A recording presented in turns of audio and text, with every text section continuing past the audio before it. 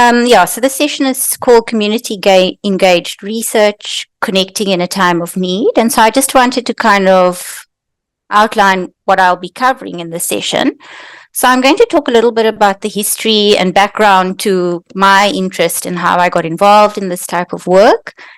I'm then going to talk a little bit about what is community engaged research, and I'll refer to it as CER in this presentation. I'm going to talk a little bit about some of the differences between CER and more traditional research, and then some of the benefits and challenges.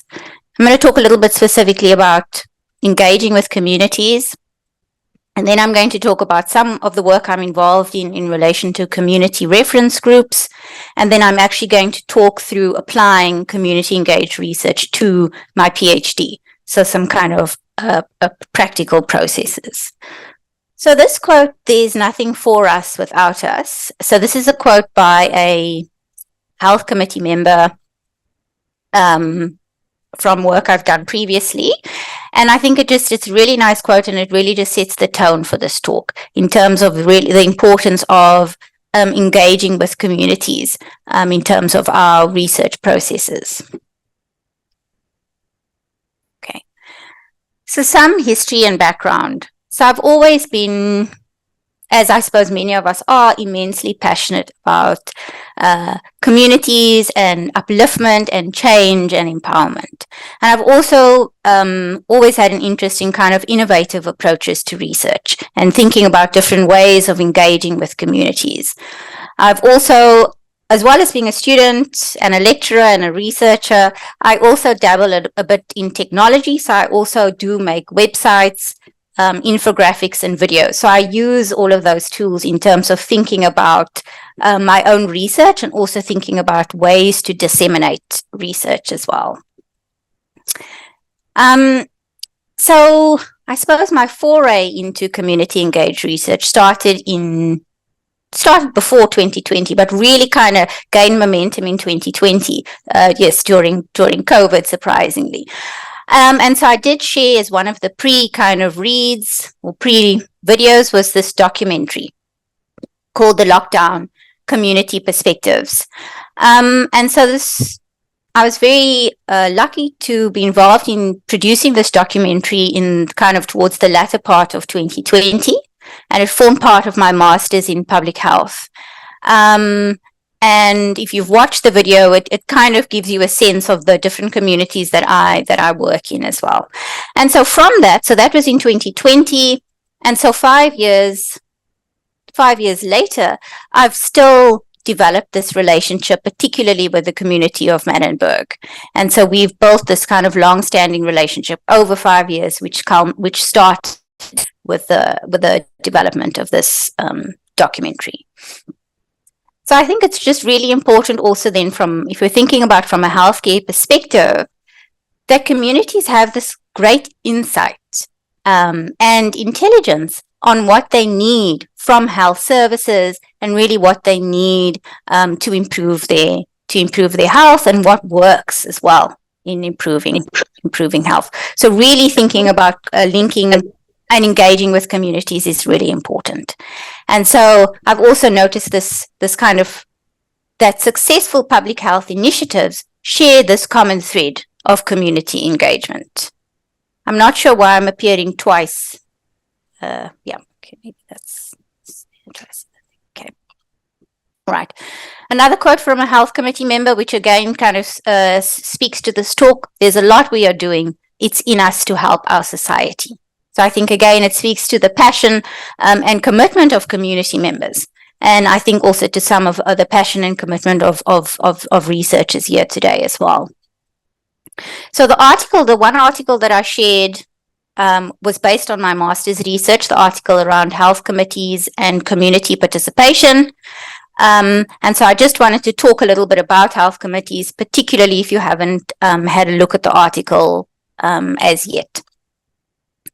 So health committees in South Africa, under the South African National Health Act, it stipulates that health committees kind of need to be established as part of primary healthcare facilities in the country.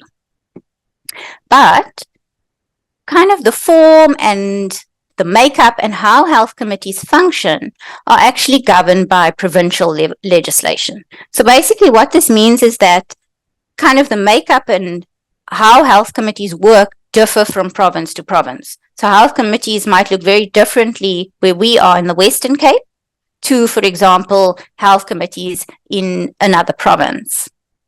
And yes, there are kind of nuances and differences within health committees themselves within a particular province. So you may have really well-functioning health committees and health committees that are less well-functioning as well.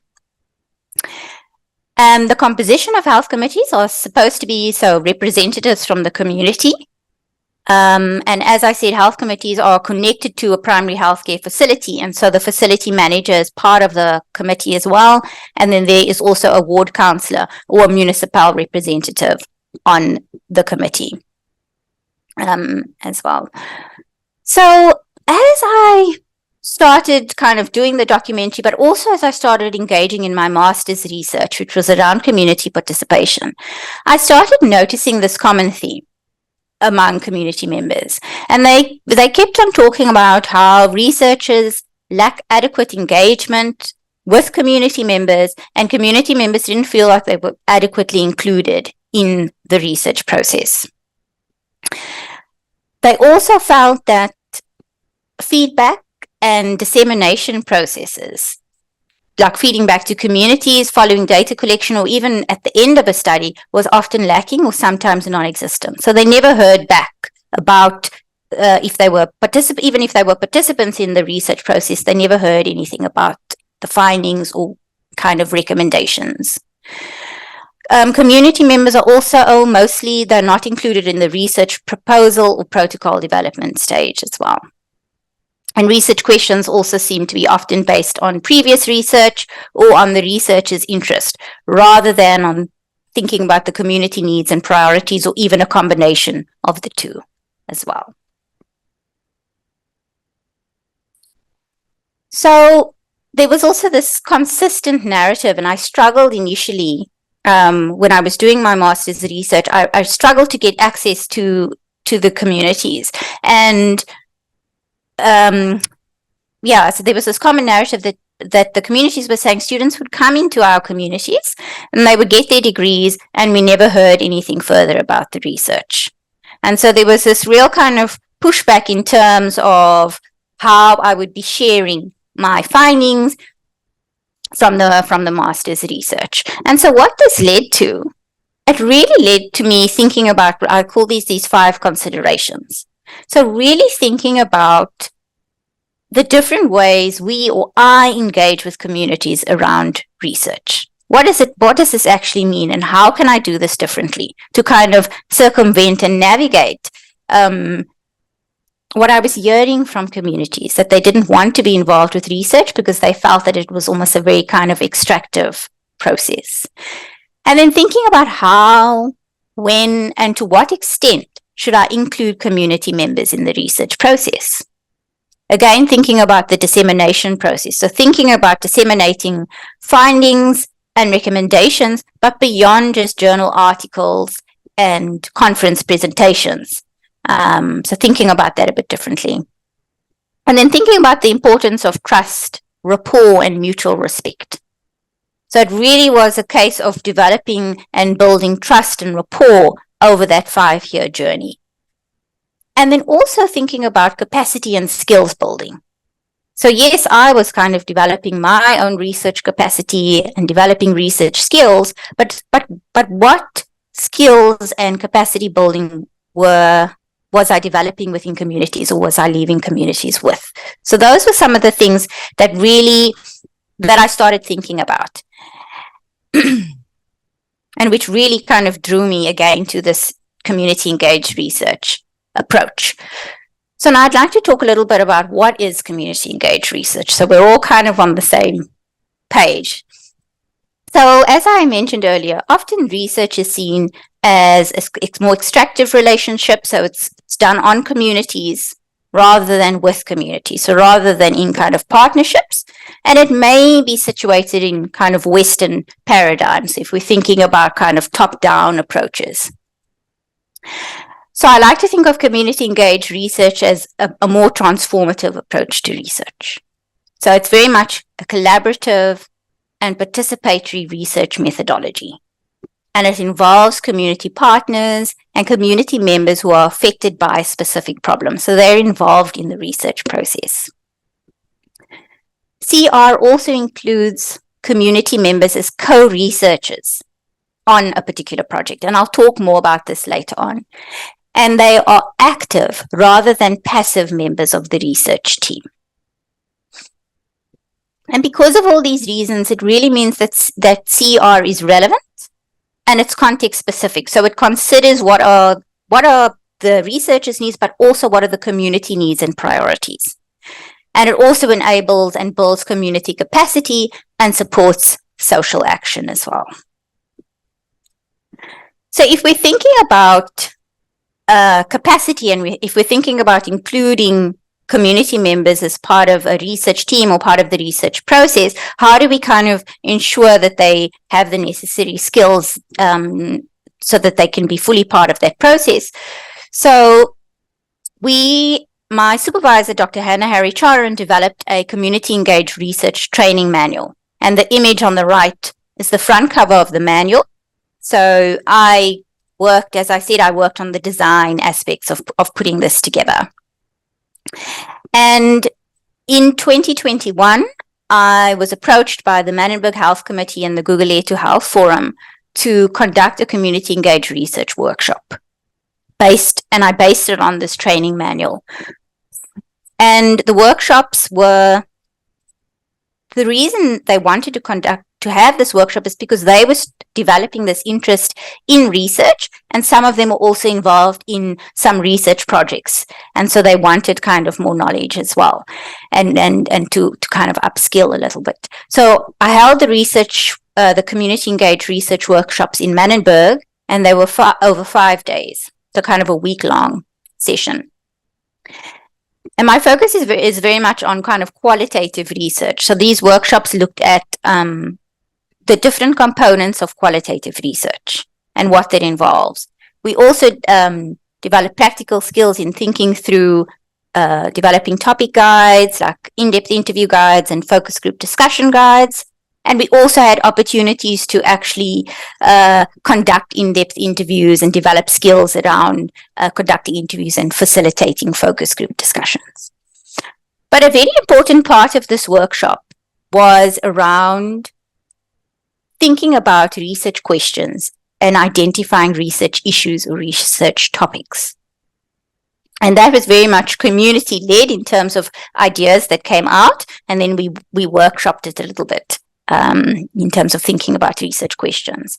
And one of the questions that came out, one of the issues that came out from this workshop in 2021 was around teenage pregnancy.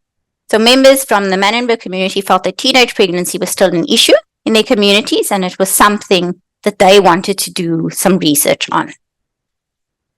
And I'll talk more about it towards the end of this presentation. But that workshop and those conversations was the spark of the PhD, where we started working together in terms of thinking about a PhD project. And like I said, I'll talk about that a bit more later on. So in terms of just kind of highlighting some differences between CER and kind of more traditional research approaches. So CER is research very much in collaboration and partnership with communities. Whereas traditional research, I see it more as research in or on communities. CER, as we've talked about, so the research issue or the question or the topic is defined by the community or jointly defined by the community and the researcher. Whereas in traditional research, again, the issue or the question is often defined by the researcher based on their literature review, also potentially based on kind of funding priorities, and also based on scientific evidence. In CR, the research design may include community input, Whereas in traditional research, it's more often that the research design is just defined by the researcher and there's no community input into that. Data collection includes community members that are involved in kind of the data collection process. And then data collection in traditional research is led by the researcher or potentially research assistants as well. In CR, data analysis is very iterative. It's an iterative process between the researcher and the community. So in the CR workshops that we held, and we held subsequent workshops as well, we did focus a little bit on qualitative data analysis. So particularly around kind of coding. But it was very clear, and this may change, but for the current work that I'm involved in, the community was very clear that they didn't want to be doing the data analysis or doing the coding of the data. They were very happy for me to do that aspect and for them to be involved in terms of discussing some of the themes and some of the findings coming out of the data. But as I said, that may change maybe for subsequent projects. So it's just a case of being flexible and identifying where expertise lies and seeing what level of involvement the community wants. And then in traditional research, data analysis is performed by the researcher. And there's not necessarily a process of feeding back in terms of these are the findings or these are the initial themes. Excuse me. In CR, the research process and the decision making is very much in collaboration with the researcher and communities. So again, it's this kind of shift in terms of an approach that is a bit more circular rather than top down. Whereas in traditional research, it's the research process and decision making is very much made by the researcher. Some of the benefits and challenges to CER. CR is the research done through the CR approach. It means that the research is relevant to the local community and it's also context specific. It supports, as I said, supports social action and supports change. It also allows for community ownership and also elements in terms of empowerment as well. It builds community capacity, as I've kind of illustrated with the CR workshops, and skills as well. It develops solutions and results may be easily used for change, where some of our kind of more traditional research, the findings are not easily used for change. And also it's got the shift in power dynamics, where it, as I said, the power is not all held with the researcher, but it's shared among the researcher and the community or the co-researcher team. Now, some of the weaknesses. Now, I was a bit unsure if these are necessarily weaknesses, but we'll put them there for now. So it is time consuming, this CER, but I think research itself is time consuming. So for example, with my PhD proposal, it was a year to develop the proposal. So I think I'm not sure if that's a weakness. In terms of CER, it also requires flexibility. Again, it could be a benefit or a weakness, because I think we do as humans more generally need to be flexible and need to kind of embrace change as well. So again, I'm not sure that that's a weakness. Conflicts may arise between researchers and community members, but maybe we need to think about kind of our conflict resolution skills and being transparent and thinking about the ways in which we communicate. And then potential loss of control for the researcher. Again, not necessarily a weakness, because maybe it is about sharing responsibilities and rethinking the idea of where control kind of lies. And I just wanted to also add that because the research is kind of context specific, it may mean that research is not necessarily transferable, but there may be aspects from the research that can be used in other kind of contexts as well.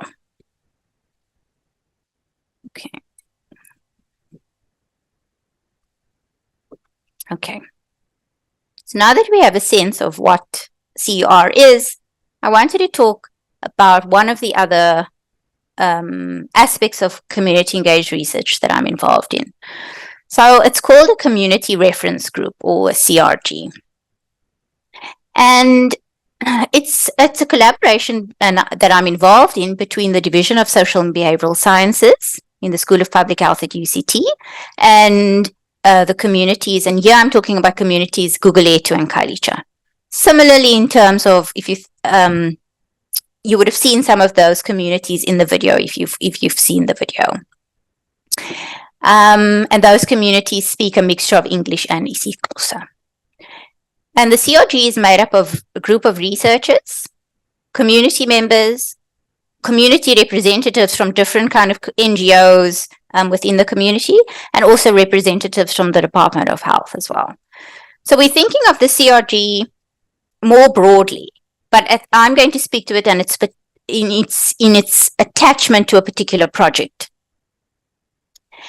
And the project is called the Men's Health Consortium. And I'm going to talk about that in a moment.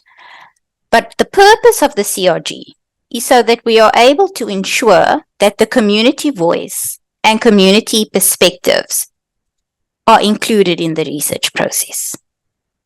It also means that we are able to draw on the knowledge and expertise of the members of the CRG, because we all come with our own knowledge and expertise, so we're able to draw on that more broadly. It also allows for opportunities for communities and for kind of members of the CRG to be included in the research at the proposal development stage.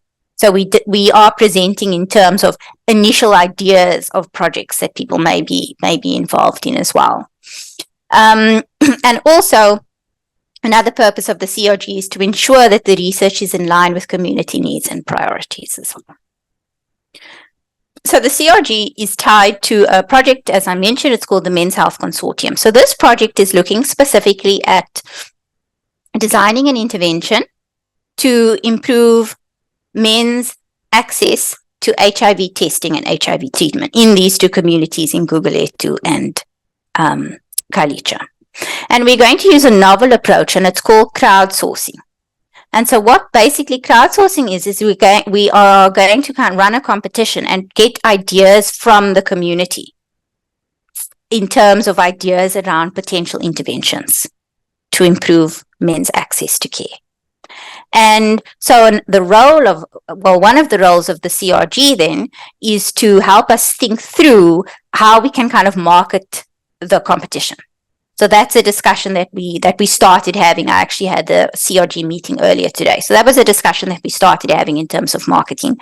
We will also then go through the entries. So some members of the CRG will be part of kind of a panel of judges along with the researchers. And then in terms of assessing the community ideas that we get, and then kind of ranking them and picking out the top 3. And then workshopping those into interventions that we are then able to test and pilot as well. So the CRG will be part of that process as well. And then they'll be part of the process of thinking through and developing the intervention, as well as then we will hold some focus group discussions with the CRG later on down the line, talking to them and kind of really unpacking and trying to understand how they found the crowdsourcing approach, but also how they found being part of the CRG and what learnings we need to think about in terms of taking forward. So we had our first meeting today, and we'll meet quarterly. So we'll meet again in June. And so that kind of agenda still needs to be set. So I just wanted to flag that because that's also another aspect in terms of a way of thinking about community engaged research. Okay. So for the last kind of 15, 20 minutes, I wanted to talk a little bit how I'm currently applying the CR approach to my PhD. So my PhD, as I said, the idea for the PhD stemmed from the community engaged research workshop I held in the community of Manenberg in 2021. So it started off with this idea of we would like to do some research around teenage pregnancy in Manenberg. And so through discussions and meetings and me kind of workshopping things, the current title of the PhD is Facilitating Adolescent and Young People's Reproductive Choice Using Community Engaged Research for Intervention Design. So a little bit of background, some more background in terms of kind of the gaps. So as I was doing my literature review, I found that there were limited interventions that focused particularly on adolescent and young people's pregnancy prevention in South Africa. Interventions often seem to focus on HIV as the primary prevention, and pregnancy prevention was folded into that, but it was often secondary. Another important aspect was the gender dynamic, and so the role of adolescent boys and young men. So a lot of the pregnancy prevention initiatives didn't include adolescent boys and young men. And so it was almost as if public health research and practice tended to view adolescent pregnancy and repercussions associated with early pregnancy as relevant only to adolescent girls and young women. And so often those initiatives and even discussions tended to leave adolescent boys and young men out. There was also limited research in terms of the interactions between key stakeholders. So here, when I'm talking about key stakeholders, I'm referring to healthcare providers, parents and caregivers, teachers, and adolescents and young people. So really thinking about how societal and gender norms, and also our different views on sexual and reproductive health shape discussions and also shape adolescent and young people's access or not access to care. And then interventions need to, but don't often build on the perspective of the target group, in this case on adolescents and young people, and really understanding their needs and perspectives. And so this is where CER comes in. So in terms of the aim and objectives of the study, so the aim is to co-design an intervention to facilitate adolescent and young people's informed choices for pregnancy prevention using a community-engaged research approach, informed by a deeper understanding of factors contributing to adolescent and young people's pregnancy. And we've got 5 objectives at this point. And the first 2 objectives the first 3 are kind of the formative qualitative research. So the first 2 objectives really look at exploring the lay of the land. So exploring adolescents and the key stakeholders' attitudes and perceptions around accessing sexual and reproductive health services, as well as information and communication. The third objective is to conduct a document review of current public health campaigns on adolescent and young people's sexual and reproductive health messaging and advertising in the Western Cape. I'll talk a little bit about that in a moment. The fourth objective is to co-design an intervention, potentially looking at shifting some of those gender and social norms. And the fifth is to document the whole research, the CER process, and synthesize the evidence to develop a model for community-engaged research intervention design so that other researchers and academics are able to use going forward. A little bit about the context for Manenberg, if you haven't had a look at the video. So Manenberg is situated in this area bordered by the kind of red dots. It's a socioeconomically marginalized community. It's made up of diverse group of people from younger generations and people from older generations. People also have different kind of education levels. There are a number of gangs in the area, so there is a high level of gang violence, and there is also high rates of crime in Manenberg as well. And the members of the community speak a mixture of English and Afrikaans. Okay. So this is really the meat of it, is in terms of the methodology. And so now that you've got some background to the PhD, this is the meat of it. And I also just wanted to say, so from 2021, that's why one needs to be flexible. It's taken up until this point where the proposal is sitting with ethics. So we're waiting for ethics approval to go ahead and start data collection. It has taken a while to get to this point. But throughout this time, I've connected with the community and kept them engaged. So we've met in terms of, once I thought through the aim and objectives, we've met and we've spoken about those. When I was thinking about developing the methodology for the proposal, we met and we discussed that. Once the proposal was kind of ready, I presented it to them. I also went to health committee meetings in Manenberg and presented the proposal and the work as well. And members of the community actually came to the proposal defense, which was held in January. So we've been in contact the whole time, even though we haven't kind of started any data collection as such. And then a large part of this project is, as part of the CR approach, we're going to establish this co-researcher team. And so the team will be comprised of 2 adolescents and young people from the community of Mannenberg, and 2 members of the Mannenberg-Heideveld Health Committee cluster, and myself. And so they will be involved. And so it really means that we've got these embedded researchers as part of the team who are experts and who live in the community. So again, it's this transformative aspect of the research approach.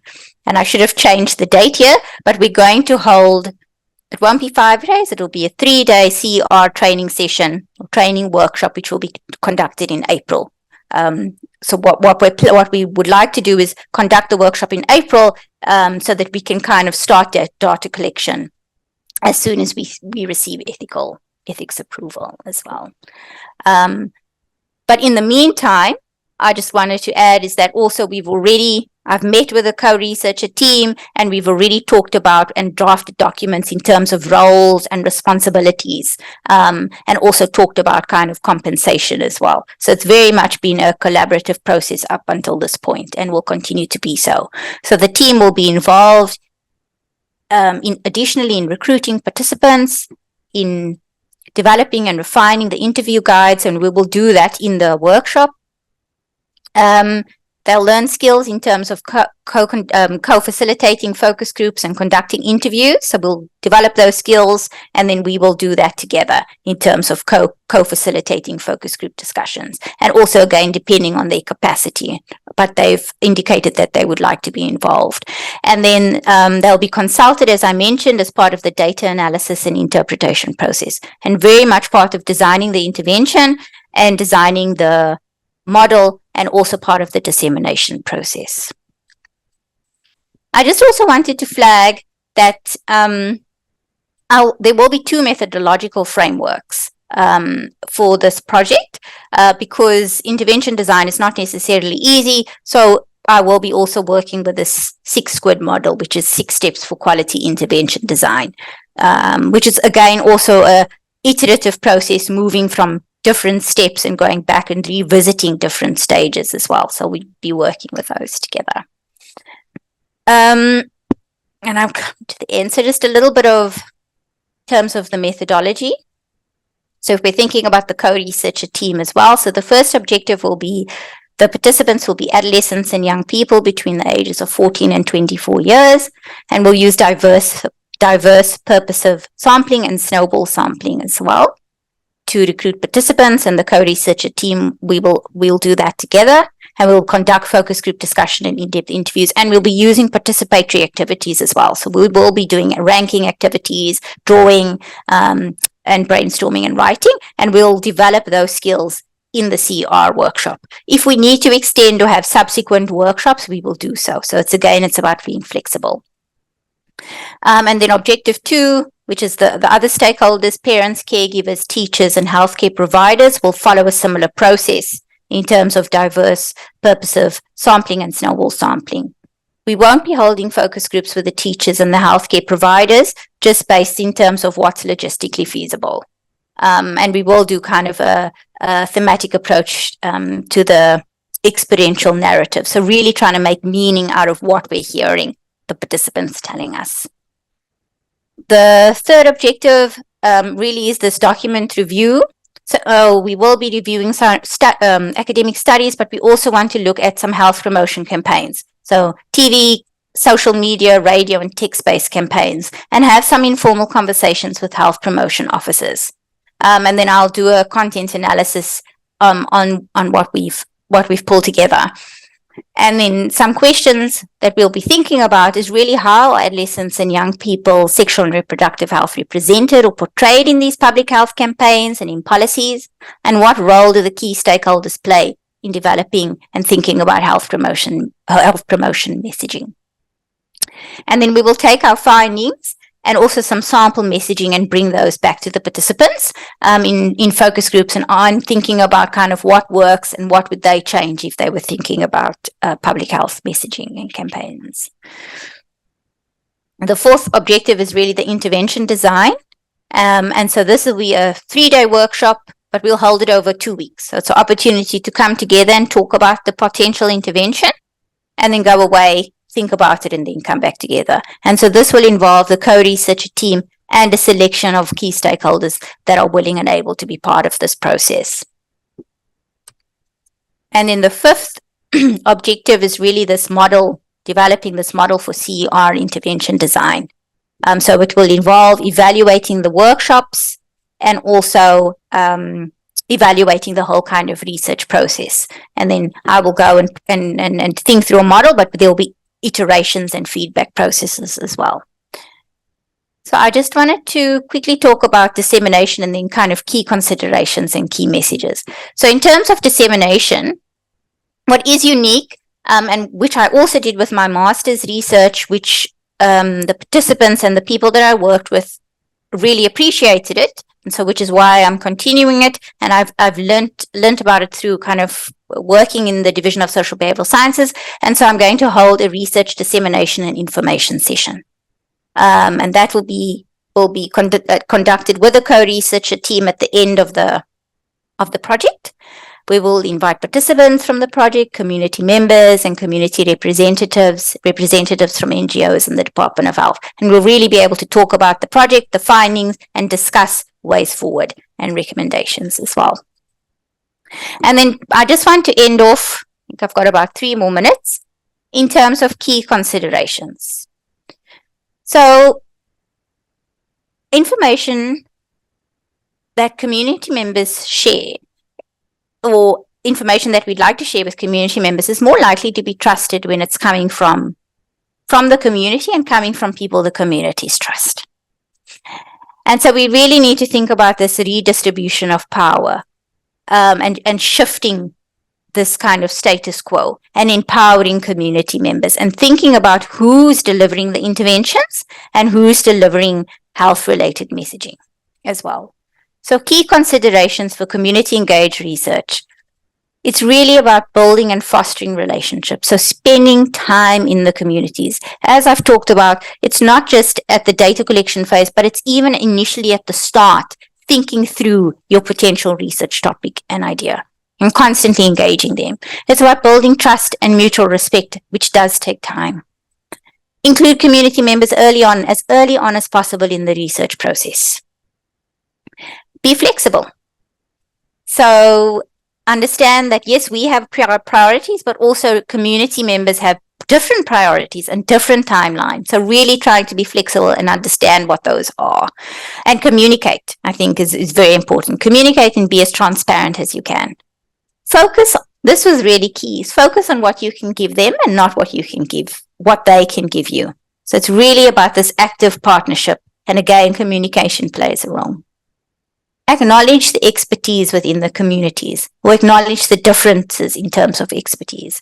Consider the structural and environmental spaces that either facilitate or may hinder the research process. Think about capacity and skills development. Like, how can we build capacity and develop skills in the community members and the communities that we're working with? Think about ways to empower individuals. And again, it's very important to consider the power dynamics and how to circumvent those.